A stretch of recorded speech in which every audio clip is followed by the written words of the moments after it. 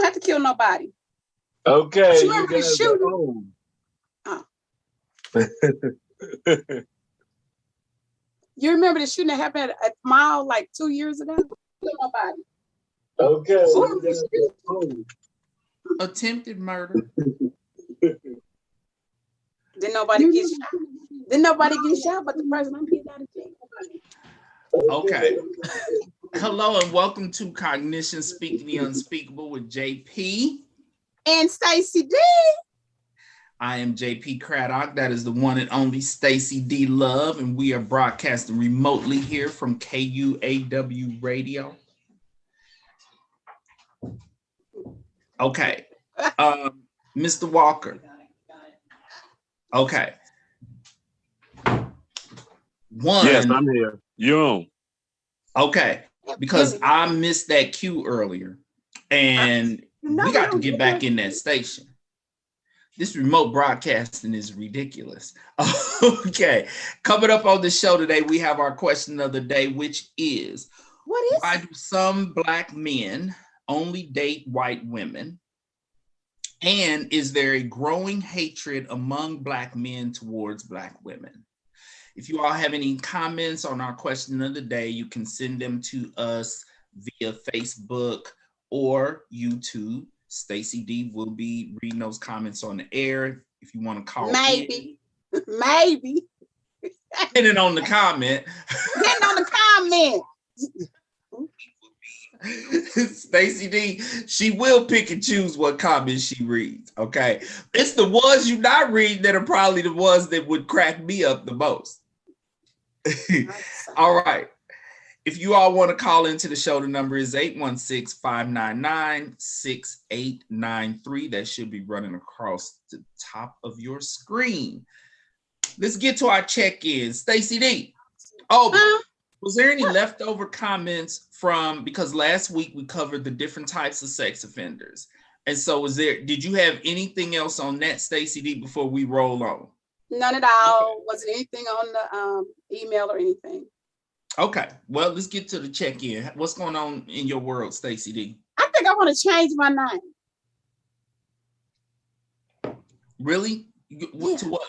I don't want to be Stacy D Love no more. I want to be, what did I say last night? Stacy Good Tasting. One, you have an identity crisis on the radio right now. Two, what kind of name is that? Because these doggone mosquitoes is tearing me up. So I must be Stacy Sweet, Stacy Good Tasting, Stacy something, because I'm not Stacy Love, because they are tearing. I can be outside for 2 minutes and I'm like 8 all the way up. And my kids is like, Mama, what's a chigger?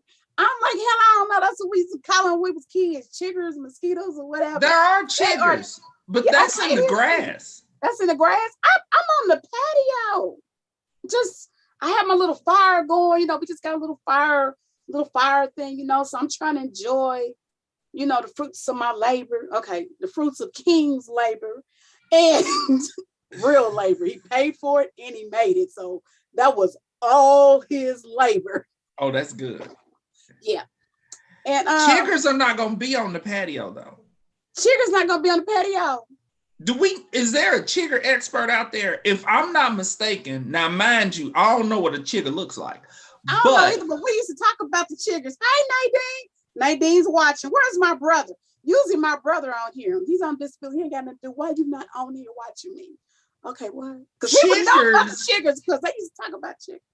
Chiggers, I believe, I could be mistaken. Maybe Mr. Walker knows. I think chiggers is when you walk through the grass and you see them little bugs that jump up and bite your ankles. Those are chiggers.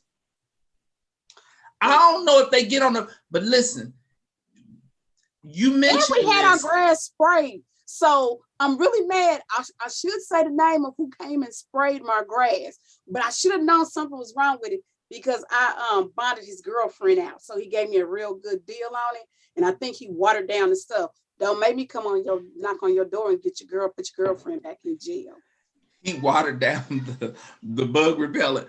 Well, listen, you mentioned that you've been getting eaten up by mosquitoes. And I have noticed, and this is not my area of expertise, but it seems like some people draw more mosquito bites than others because I have noticed that you can be out.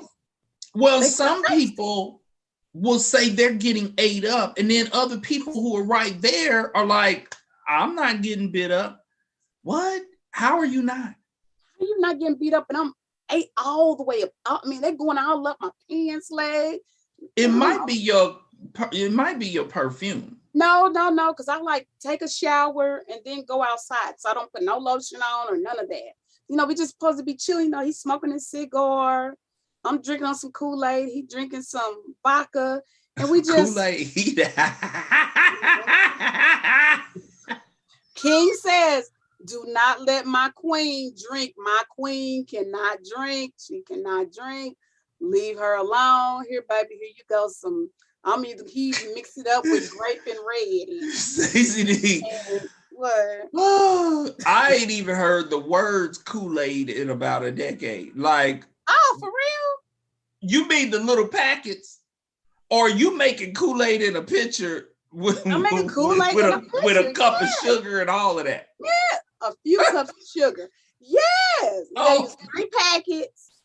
Come on, I know somebody feeling me. Come on and comment, you guys. You are doing and about 3 cups of sugar, and when the great big old pitcher, the great big old pitchers, yeah. No, but first thing, why do Black folks always got to put 2 and 3 cups of sugar in the Kool-Aid? It says 1 cup of sugar. 2. That's what 1 are you cup doing of sugar drinking with 1 Kool-Aid? packet. Huh? Oh, you using multiple packets? I'm using 2 packages. Sometimes 2 packages. and a half, depending on the flavor. Because you know, I don't drink pop. I don't drink pop or juice. And sometimes I just get tired of water. Why is making Kool-Aid a science that has lasted for decades? And decades and decades and decades. What about you, Mr. Walker? Did your kids do the Kool-Aid? Miss Walker be doing the Kool-Aid? Mr. Walker don't drink Kool-Aid. Well, happy campers, I still drink Kool-Aid because I don't drink pop and I don't do juice, so I do the Kool-Aid. Last I go over to Terry's house, and Terry makes me up a real good concoction of something with non-alcoholic in it. It'd be good. I don't know what. It's a regular drink. She just makes yours virgin. Oh, and it'd be really good. Imagine how good it'd be to us, because ours don't be virgin. I know, that's why we have sleepovers. And she's a good little bartender. To our listeners who are wondering who we talking about, Terry Mason, who did guest co-host on the show, and she was amazing. She was under the weather. She's a good little bartender. Okay, she knows what she's doing. All right, well, my check-in is actually, this is not a funny story. This is a little bit more serious, but I do want to talk about it. I see a lot of hospital employees. I'm a provider for insurance companies that have multiple hospitals on their roster. And so I'm seeing lots of hospital people. Wow, you're getting a lot of trauma. Doctors, housekeepers, nurses, if they in the hospital, I'm seeing them. And I've noticed an increasing trend among some of my, not just hospital people, but people who are working, period. And it's a COVID issue in the hospitals. Some of my clients are experiencing a death every shift, which is difficult. It's hard to go to work knowing that someone's going to die every day from COVID. Mm-hmm. But because of the mental strain that this has on people, people need off from work. And so what has happened is there is hesitance to request time off because it looks like you're faking it because you can't hang, you can't cope. And it has now spilled over to people showing up to work when they, as employees, are exhibiting or experiencing rather COVID symptoms. Oh, wow, that's not good. And they're still going to work because, as one gentleman said, he couldn't taste his food. He had symptoms, but he's like, it's intense in the hospitals. And if you say that you need off, people think you're faking. This is alarming because we talk about working in a hospital. Like, this is alarming. And so I have two suggestions to people. It doesn't matter where you work, okay? I'm wanting if you have a job outside of home, these are my suggestions. There's two approaches that you can take to this. One is, if you're experiencing symptoms, call. Don't go show up at work and go in your boss's office. No, call your employer and just say, these are the symptoms that I am having. And leave it up to your employer to tell you, look, you need to come on in, or, ooh, we scared of you, you need to stay home. It's really what I call shifting the liability, as opposed to making the decision yourself. Put that responsibility on your employer, because what is happening is people who don't do that, they're showing up for therapy because they are tormented with guilt about, oh my God, I was showing up to work, I had symptoms, I believe I had COVID, I wonder if I got someone sick, I wonder if someone, died because of my decision to do this. And they're showing up, and it's been months since they did it, but the weight of the guilt has built and built and built to the point that people are feeling guilty, like, I may have killed people. And so that's the reason why this is important. The other approach that I suggest that people take, if you do not trust putting this in the hands of your employer, is for you to ease your own conscience by just calling in and saying, I think I got COVID, I'm not coming in, and I'm going to go get tested. At this point, the test results are coming out fast. Okay. Yeah, they are very fast. They're coming out fast because, yes, because what time you do it. Mm-hmm. We got my 2-year-old's test results the same day. And so if you don't want to worry about carrying the anxiety, the guilt that you may have given someone COVID, they went home, gave it to their 80-some-year-old grandma, she died from COVID, then on the front end, just make the decision. And ultimately, who cares if your employers think that your coworkers rather think that you're faking it? Like, this is a decision people that you have to sick and not going to work for years. Actually, that's true. So why is it such a big deal now if people think you faking it? And they need to mind their own business. Number one. Right. We have to make decisions that allow us to sleep at night.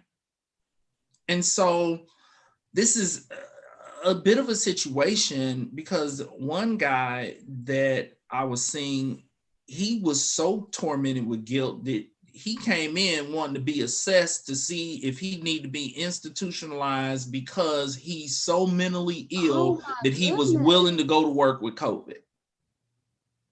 That's how tortured he is. There's no reports that he gave anyone COVID, that they died, but sometimes the unknown will haunt you more than the known, because your imagination gets carried away with the situation, like, oh my God, this might have happened, that might have happened, this might have happened, that might have happened. Prevent all of that, stay home. Okay, but I do empathize. Yeah, but I do empathize with hospital employees. That is a difficult situation to go into, not just because like there's COVID in the hospital and when you get off work, you got to go home to your family, but a lot of people get attached to their patients. They care about their patients. Oh, yeah, they do. And it's difficult to go to work and someone that you are caring for, that like one of them is going to die. All right, so that's my spiel on that. Okay, let's get to mental health. Not to mention the nurses and the doctors. You went into that profession because you wanted to help people. You want people to get better. And no matter what you're doing, they're dying every day. That's a lot. Because that's not what you signed up for. You signed up to help and to make people better, you know. But yeah, it's a lot. Yeah, and it's also possible that after the pandemic is over, when is that going to be? It's to the point where people are wondering, like, is it ever going to be over? Because I sure believe it's got to be another shutdown. I go. I don't want everybody to do this. I'm gonna go get me some more toilet paper and paper towel. Just FYI. Stacy D, don't you even cause a toilet paper frenzy on the air. Listen, everybody who just heard, y'all did not hear Stacy D say that. Please do not run out to any grocery stores in my neighborhood and buy all the toilet paper. Don't do it. I'm going to Sam's Club today. Just FYI. Because I have to get enough for the kids. Because you know they're not going to go get any. Mama, do you and Pops got some? You know doggone well I got some. But I'm going to sell it this time. $1 a roll. Stacy D. What? You are getting too serious about making money. I need you to pull it together. Do not sell your kids toilet paper. Now, put a bow on it and give it to them as a gift for Christmas. Look, put a bowl to roll of toilet paper. Here's your early Christmas gift. Early Christmas present, for real. All right, mental health and illness in. Oh, what you got for us, JP? I have a couple of stories. One is, this is a positive thing. This is on the mental health side, as opposed to mental illness side. Simone Biles returned to Olympic competition on her own terms. I like it that she did it on her own terms. She did it when she was ready. She was ready. I like that. And this whole thing of, you know, carrying the weight of the world on her shoulders and the pressure to get out there and compete. I'm glad that she was able to set a boundary and say, look, I need for the world to shut up and back up off of me. Okay. I'm going to do this when I'm ready to do it, when I'm healthy enough to do it. I like that. That's how you do it. And so she returned on her own terms and walked away with a bronze medal. Here's something to think about. Simone Biles is really only one of multiple athletes who has become vocal about their struggles with mental health. Specifically, it's usually anxiety or depression, a lot of anxiety. But, you know, you have tennis players, you know, you have more and more athletes who are saying the pressure is unbearable to the point of affecting my ability to even do a good job. And what I want people to think about is that this is actually, what'd you say, Stacy D? I said, what was you scratching?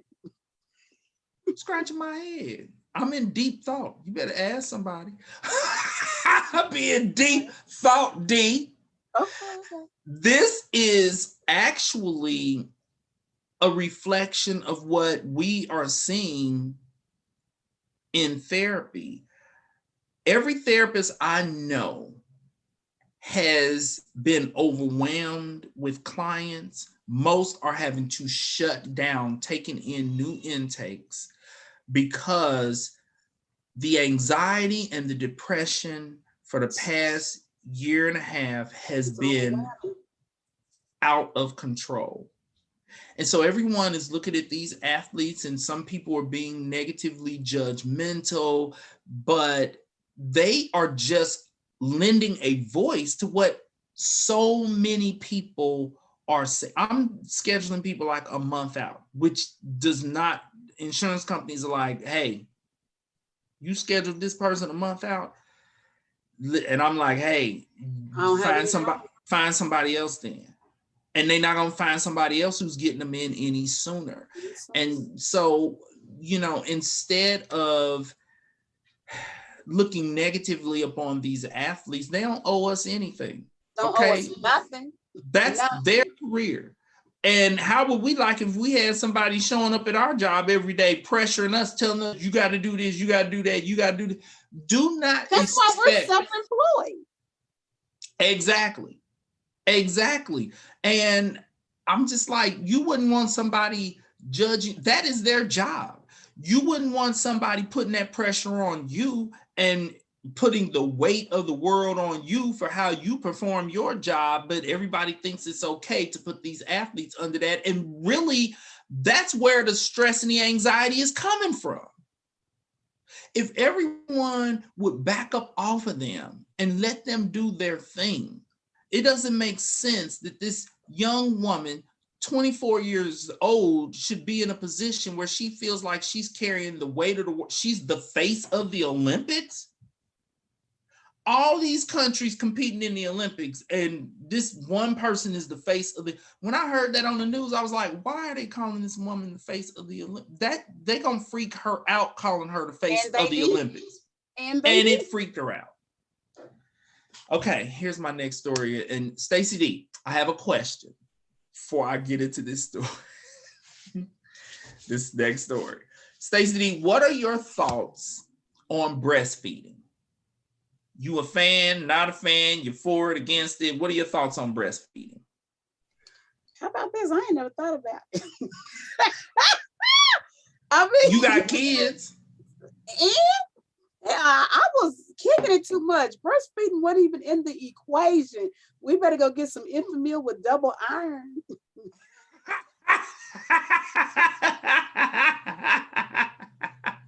You are not kidding when you say, I never thought about it. Look, I never thought about it. I mean, I think it's most definitely it's a wonderful thing. I think it's natural, but with everything, I think it needs to be respected. Like, I would not want to be at the restaurant, but I say my grandchildren, and especially those twins and my granddaughter, because they're just so, these kids nowadays, I just can't even imagine the things that they say. And I wouldn't want a woman to just flop it on out and the baby just, I mean, it is natural, but you're not at home, you're in public.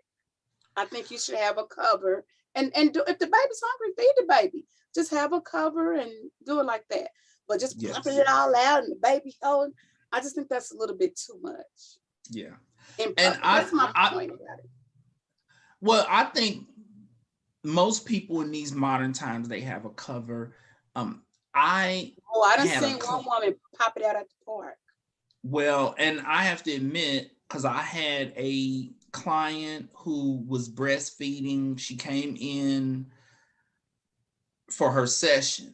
And because some people will just pop out a breast and start feeding, I was like, Jesus, please. Please. Do not let this woman what just did she do? Stop. be all out. She was fully prepared. Oh, she had a special, like, she handled her business under that cover. I like that. I'm like, please handle your business under that cover. I do not have time for them kind of problems. If a breast come out, I'm gonna open the door to my office. The attorney across the hall, I'm gonna be like, look, I got this door open because I don't want no problems. I don't want no accusations about a breast coming out of my office, okay? It doesn't even sound good about a breast coming out. I ain't time for them kind of problems, but she handled it well. Okay, so here's the story. Ice-T and his wife, Coco, are under fire. Ice-T? Okay.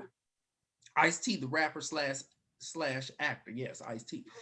For breastfeeding their baby. Okay, so Coco must be extremely young because Ice-T is every bit of 60. Well, she's young enough to have a baby. The problem is the baby isn't exactly a baby. Like 3 years old? No. What? Older. Keep going. No, I don't want to. The baby's 5. The baby's filling out college applications and still breastfeeding. Wait a minute. He's jumping up in the lap talking about, come on, mama. I mean, that's a bit much. This is a baby. Because he could just jump on his mama, snap his legs, he's over her legs, and he all up in his shirt and picking it out and getting it. Yeah, they need to be under some fire. How about that? Ice-T, you get the donkey. Oh, yeah, you're wrong with that one. This is a baby. Actually, no, 5 years old is not. Actually, it's a little girl. Not that makes a difference. Doesn't matter. It kind of does play into this when I get to the rest of the story. This is a 5-year-old. Okay, this is a kid who is old enough to cuss you out. But they better not. For not providing that breast fast enough. I told you the baby's filling out college applications. Well, here's the problem. Some attackers are saying that this has crossed sexual boundary lines because the little girl is 5. I do not agree with that. I believe that, yes, they may have a lack of knowledge on child developmental stages, but that doesn't necessarily mean that they're being sexually inappropriate. To say that it's sexually inappropriate. I don't agree with that. Yeah, I'm like, well, are you insinuating? They always take it too far. Fools love to take it too far. Like, if you're gonna weigh in on it and comment on it, take a moment to think before you speak. To say that it's sexually inappropriate and to basically accuse this woman of being sexually abusive to the child or having poor sexual boundaries is absolutely I don't ridiculous. think they're sexual boundaries. I just think they're parental boundaries. Yeah, yeah, like they don't I think they need more knowledge on child development, because the real question is whether or not it is affecting the child's psychological or emotional development to be 5 years old and still breastfeeding. Because doing it, what pleases a child emotionally, which is a lifetime of breastfeeding, okay? Because apparently the little girl is nowhere near done being breastfed. She's gonna be like on that breast. She might be 8, 9 years old, okay? They take the whole thing out of a titty baby. That's most definitely what it is. It takes that term to a whole nother level. Yes. Way over there. Yeah. I don't even know if you can say that on the air, but Mr. We just said it. Mr. Walker said it. Because he out there playing with his phone. Mr. Walker totally missed what you said. We probably just got in trouble on the air, but you wasn't paying attention. You probably on Facebook, or you swiping to the right. Which one are you doing? Mr. Walker, you just missed a term that Stacy D used. They should have sat you straight up in that chair if you wasn't on that cell phone.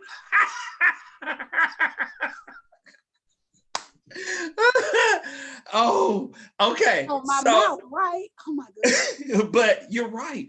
And I'm thinking they love their kid and they're wanting to please their kid emotionally, but I'm wondering if developmentally, if it is, you have your emotional development and you have your psychological development. Of course, you have your physical development. That's not an issue in this case. Well, Ice-T with them old swimmers, they might. I'm not gonna go there. I mean, I'll tell you, Ice-T is every bit of 60 something. We said Ice-T, not Ice Cube. Ice-T. He every bit of Google this. I don't know how old Ice-T is. I don't think he's 60. I don't think he's 60. Yes, he is. You know how old he his swimmers are still working for sure. Well, not very fast. So there might be some developmental stuff going. They might be swimming slow, but they made a baby. And the baby been breastfeeding for 5 years. All right. And what I want people to think about is, what I see you come on up here and get on me. I don't care. What might be pleasing. Let him come over here.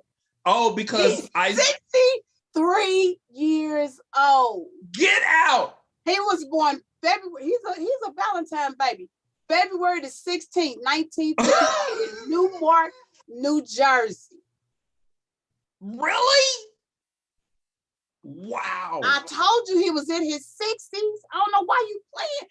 You I just thought don't you want to was know messing how with old this you fool. are. You really don't want to know how old you are. That's why you feel we used to be rocking with Ice-T in high school. And he was already a grown man. He had already been to the military and everything when we were rocking his music. Yeah, he's been into the military and everything. I just like me some Ice-T. I thought Ice-T was His real name is Tracy. Well, Right? Tracy's baby is gonna be breastfeeding until the age of 29. Let's see how So old Coco is. I'm wondering if this is impeding the child from progressing through developmental stages psychologically. Because if you look at it psychologically, if a child is still needing the nurturing of breastfeeding, because breastfeeding at 5 is not about nourishment, because that baby can take shots of milk out of a shot glass. Okay, this is not breastfeeding for nourishment. This is crossed over into the psychological and the emotional. Crossed over into a whole lot of stuff, because Coco 42. And this gonna go right along with our thing, because Coco and he's 60 what? He's 63. He's 63. Wow. She's 42, and she's a European sister. This crosses right on over to our question of the day. Come on, let's get started. Oh, I hadn't even thought about that. Yes, okay, let's get to. They've been together a long time. Let me say this on Ice-T's behalf. This is actually his third. No, boo-boo. This is his third wife. But he's been with her for at least like 2 decades. 1997. No, I'm sorry. 2002. That's still a long time for a celebrity marriage. That's like a 50th anniversary. Because celebrities do not stay married for 20-some years, okay? No, so I want to say that on Ice-T's behalf, because you know Ice-T has been responding to people and cussing them out. And guess what the little 5-year-old's name is? Chanel Nicole. Chanel that's Nicole. Pretty. Mm-hmm. Oh, that's pretty, Chanel Nicole. Okay, Chanel Nicole. Get up off the stop getting breastfed. Not gonna say the T word. I've got in trouble.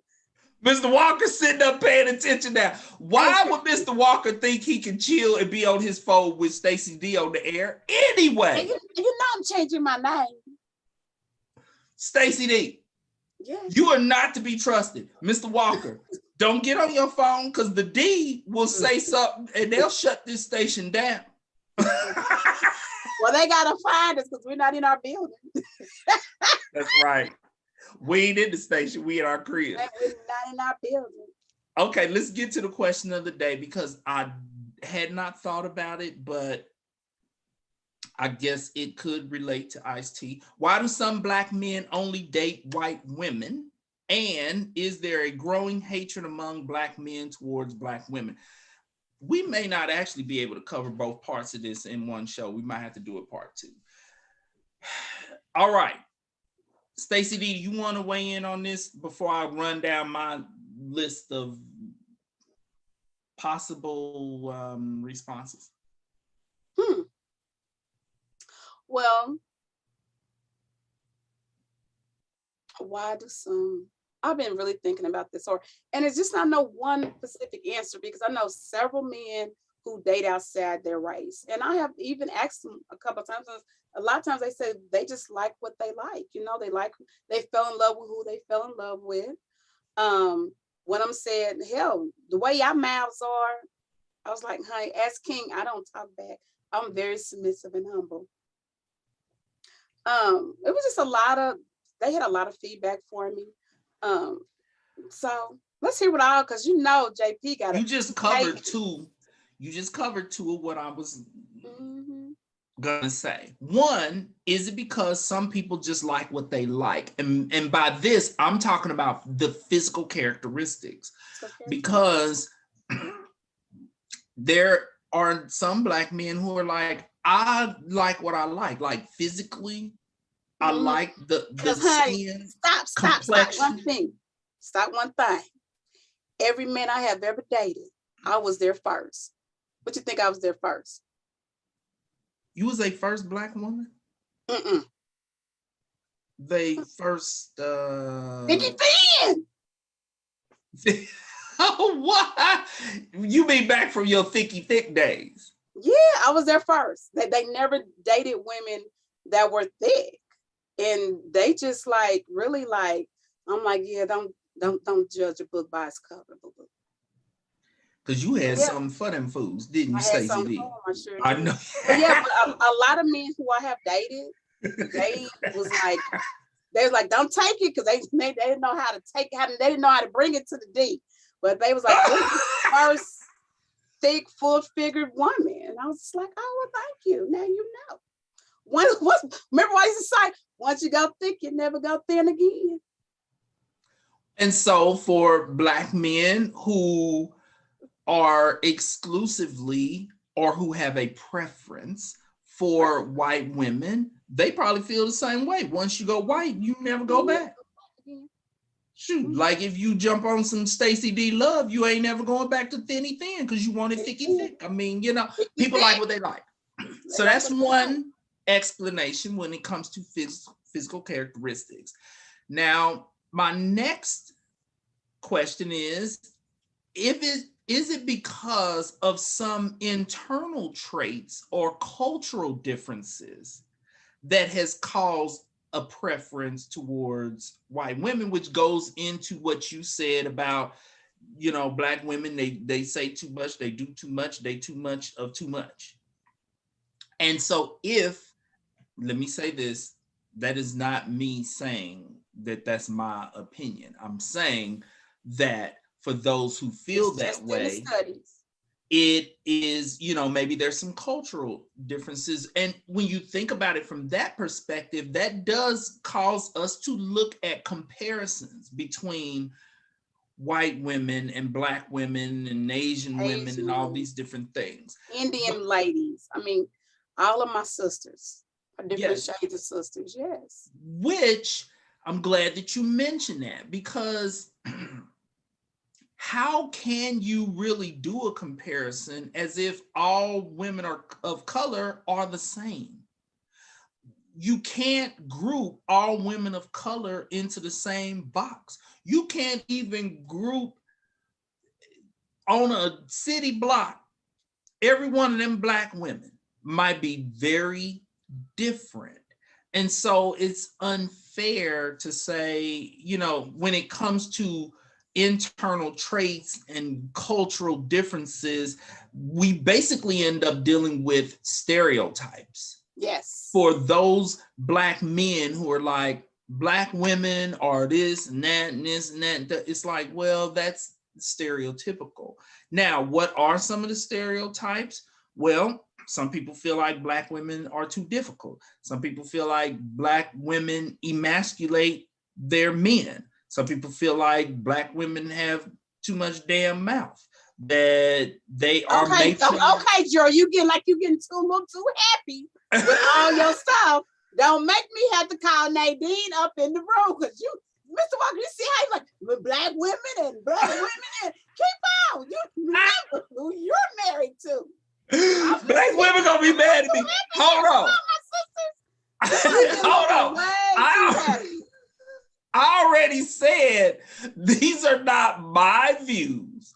I'm just saying that some Black men feel like culturally Black women and Black families are matriarchal, for example. And they're like, I don't want to be matriarchal. I want to run my house. What'd you say, D? Stop shaking your head. What? You're getting too happy there. I'm telling you. Well, Nadine, she's watching. She's gonna bust through that. She's gonna bust through there. I'm just covering all of the stereotypes, negative stereotypes that are unfairly ascribed to Black women. It is not fair to say that all black women got too much mouth. That all black women but all black women got too much booty. Yeah, all that. Ain't nobody complain about too much booty. Oh, they do. Because the butt implant surgeries is going on in the white community. You're making a lot of money, yeah. So, in fact, some black men might be like, some black men are like, I can have my white woman and some booty now. I just gotta pay for it. You gotta pay for it. Why am I messing with that sister girl with all her attitude? Why I gotta put up with Stacy D's mouth? Oh, better ask King. King will tell you. No, my baby don't do it. Stacy D, I'm not sure I'm buying this whole, ooh, the D is so submissive. The D. Oh, yeah, ask King. We're gonna bring him on the show one day. You've been cussing. No, he's very quiet. He's very quiet. Where is he at? He need to weigh in on this right now. He gotta go to work. Wake him up. No, we don't do that. That was a little bit of the submissiveness, D. You might be telling the truth. His lunch is ready when he wake up. Yeah, he's ready because I'm gonna be gone. And when he wake up, he's gonna call me. I'm like, baby, I'm out here doing a bond. He's like, oh, okay, baby. I didn't see you when I got up. Hey. Yes. For the right one. Not anybody, but the right one. My Boaz. Let me tell you. You doing a good job with this whole Stacy D is submissive business. All right. Hey, Gelvon. Gelvon just said hey to us, and she totally agrees with everything. So, Stacy D, you are essentially saying that these black men who are dating white women because of the negative stereotypes, they would be perfectly happy with the D. Yes, because the D is a black woman and know how to please her man. But it's not for every. This wasn't for every man, though. This wasn't for every man. Oh, it was for the one that God sent me. You understand what I'm saying? So the other men that I have dated and the two I've been married to, oh, they didn't get this. They wasn't worthy because they wasn't God sent. Those men are married to white women right now. Because of the D that they got. They got a D that sent them in the other direction. Like, she is the stereotype. Stacy D, did you run that men to white women? No, none of them were white women. Okay. All of them are remarried to different women, and they have told me that they are totally different than me. So they went to a whole entirely different black woman. Gone, Miss Professor, we don't need you up on the air. Gone. They can't see the professor. Oh, I can see the professor. They're married to a whole entirely different type of black woman. And they tell me that they're total opposite. And they say they happy, but they missed the D though. But if they had the version of Stacy D that your husband have this Stacy D, oh my God. They'd be happy. I didn't cook and I didn't do any of that. Really? But neither one of my first husbands. I didn't have to. They did all the cooking. Oh, them men needed to leave you. Yeah, they did. No, excuse me. I never get left. I am the one that leaves. All right, D. All right. Well, they should have left though, D, because it sounds like you was acting up a little bit. Not that I am saying, let me say this because I don't have time for a bunch of angry emails. Oh, they coming now. I am not saying, I don't even know what those comments, before you read these comments, I am not saying that a woman's place is in the kitchen because although I admit my wife is so good to me, my baby cooked me a hot meal every day, but she also knows that my mama taught me how to cook. I can get in that kitchen and whip up a hot meal too, and it's gonna be a good meal. It'll be a good meal when I whip it. As long as you don't put all that alcohol in the cobbler. Well, that wasn't cobbler that I put alcohol in first thing. Second thing, the alcohol cooked out, so you pass it out sleep was not because I put alcohol in that Patti LaBelle cheesecake. It just takes me out. I just need a shot, everybody. I just need a shot. Messing up my temple. To our listeners, Stacy D is referencing the Bailey's cheesecake that's in the Patti LaBelle cookbook. I suggest that y'all make that cheesecake first thing. 2, if you pass out like Stacy D did, it is not because of the Irish cream liquor in that cheesecake. You was just tired, Stacy D. Nadine covers the dinners mostly, and then I make the desserts. But I'm not saying that, I'm just joking around. I'm not saying that, you know, folks should be leaving the D because she wasn't cooking, okay? They could have gotten in the kitchen and cooked, okay? Because the D was covering some other bases, I'm sure. That's right. I was able to do other things that didn't need to be right. But that's just like King and I. If I cook, he like I cook, and then he'll come in there and we'll wash the dishes together and sweep and mop the floor. We really, it's like a real good team. We really y'all strike a balance. Yeah, yes. We really do. Y'all strike a balance. And I remember one of my sister's husbands. I don't know which number it was. Please tell me I hope my sister's not listening to this show. Again. I know I'm about to get in trouble, but I cannot resist.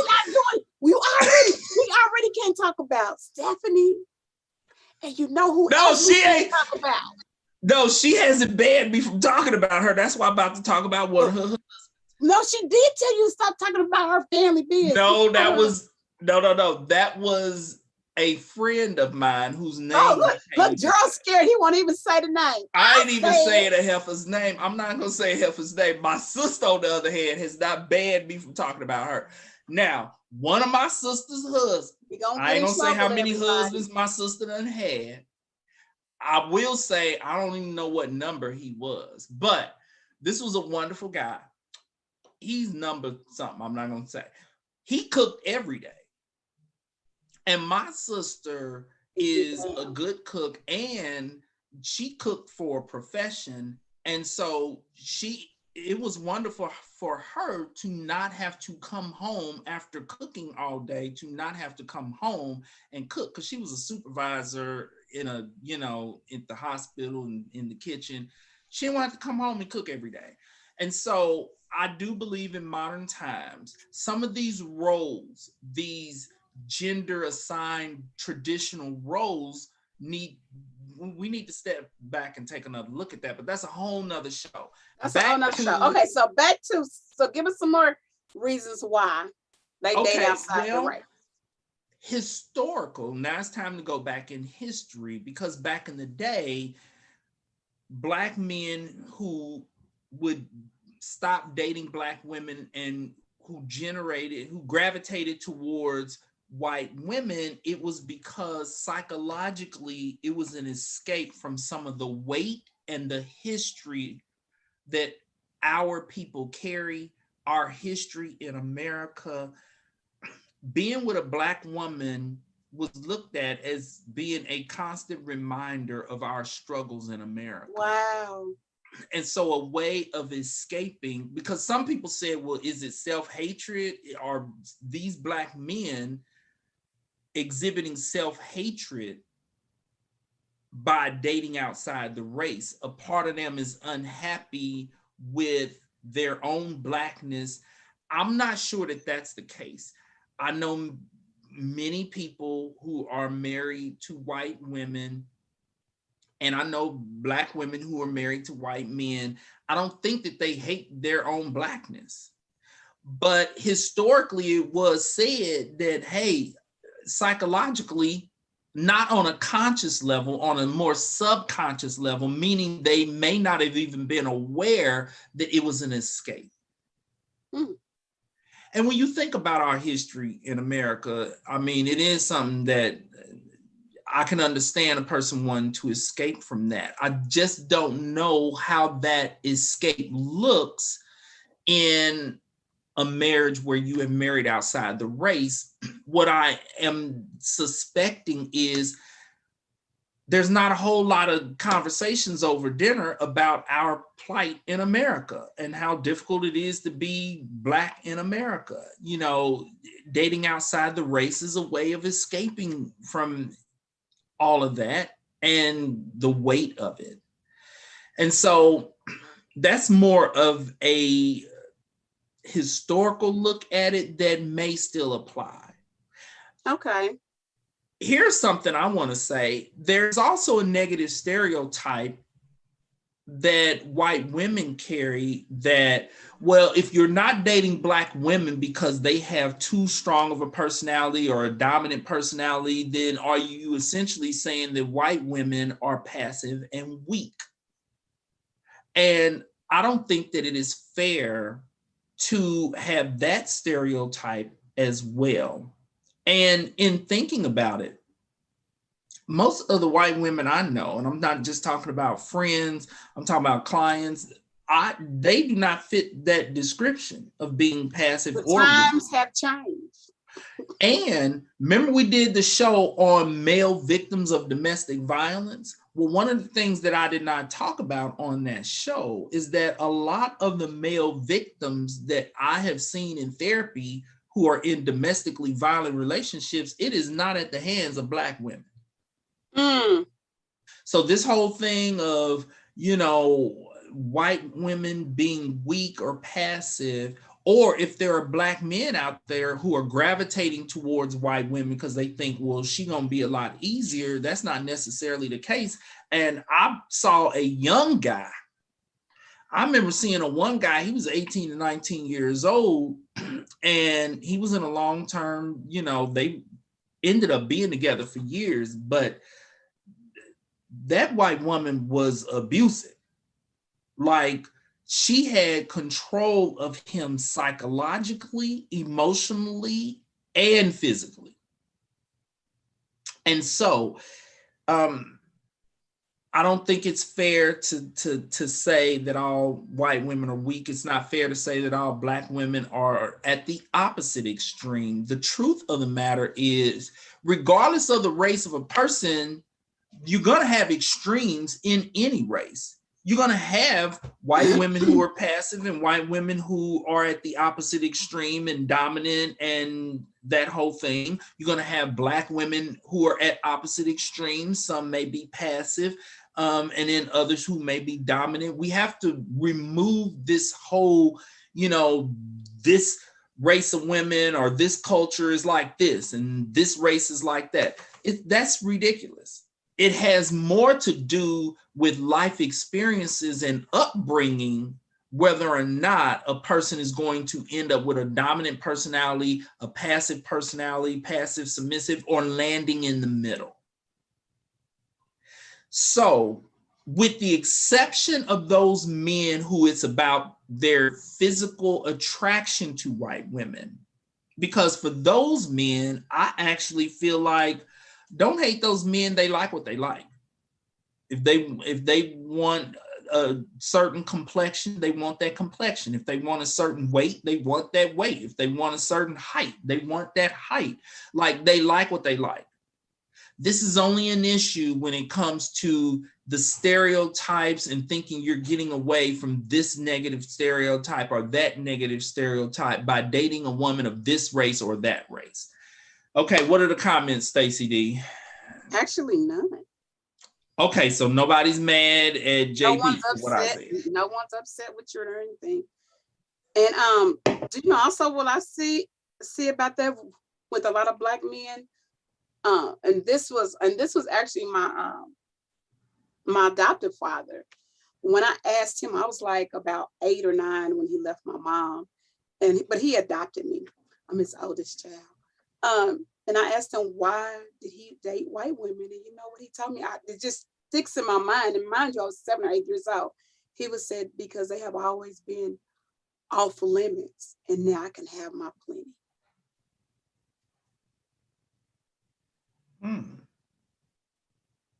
And I was like, really?